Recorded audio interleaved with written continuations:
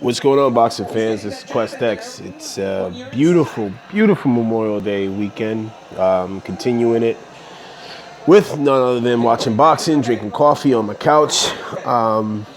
So I want to talk about the upcoming fight between Leo Santa Cruz and Carl Frampton. I call this the Battle of the Ducks. Quack, quack. I don't give a fuck what you think. They both duck Guillermo Rigondeaux. And if you come on my page talking some slick shit, I'll give you, one comment, and then your shit is getting blocked because you don't know what the fuck you're talking about. They both ducked Guillermo Rigondeaux. So let me break down this fight how I see it. I'm watching right now the Santa Cruz versus Kiko Martinez fight. I watched it when it first came on. I just really wanted to revisit it, especially while I'm doing a breakdown. Some things I've noticed and some things I felt went unnoticed about Leo Santa Cruz when he fought Kiko Martinez. At the end of the day, Leo Santa Cruz does not get enough credit for his boxing ability. The guy can fight. He can actually fight off the ropes. He proved that when he fought Abner Mares. When Abner Mares is, as stupid as the game plan was, I think Abner Mares got the first part of the game plan down, which was to apply pressure on Leo Santa Cruz. I just think that what it was that Abner Mares smothered his own offense. And if he had just taken a half a step back, he probably would have had more success. But what you notice, and you could actually see what Kiko Martinez was trying to apply on Leo Santa Cruz was the same strategy that Abner Mares did, but he just forgot about, hey, just give yourself some room to punch. Because I still say that if Abner Mares had came in with the right game plan, A, B, and C, he probably would have won. But back to Leo Santa Cruz versus Carl Frampton. Carl Frampton is going to get his ass whipped. It's an inevitability. Leo Santa Cruz is going to walk up in there, the bigger man, with the bigger reach, the longer reach, I should say. Sorry about that. And he's just going to be the more powerful guy.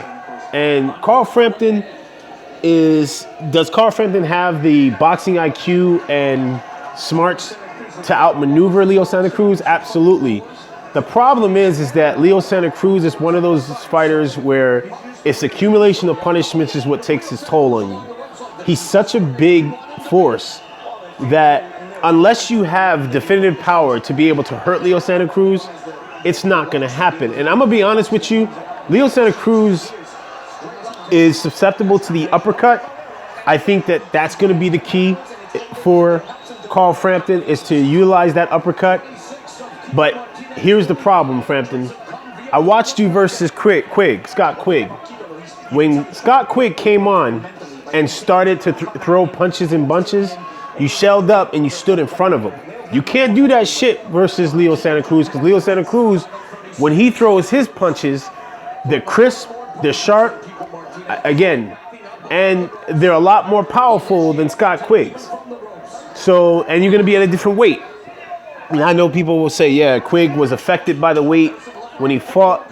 I mean, not Quigg, I'm sorry, excuse me. Frampton was affected by the weight and all that bullshit. But at the end of the day, this kid, Leo Santa Cruz, is a tough SOB. I just wish that Leo Santa Cruz hadn't ducked Guillermo Rigondeaux, man. I really do. I think he was young enough that he could have took that L, because he was going to lose when he fought Rigondeaux, and he knew it. But he was just, I think the kid, I'm very, very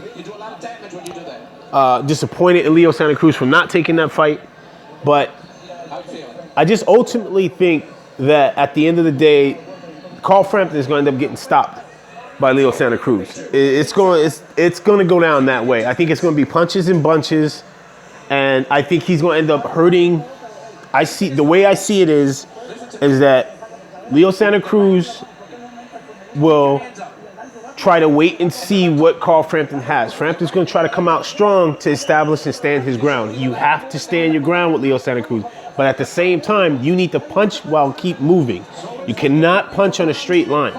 If you punch in a straight line, Leo Santa Cruz is going to knock you the fuck out, Carl Frampton, period.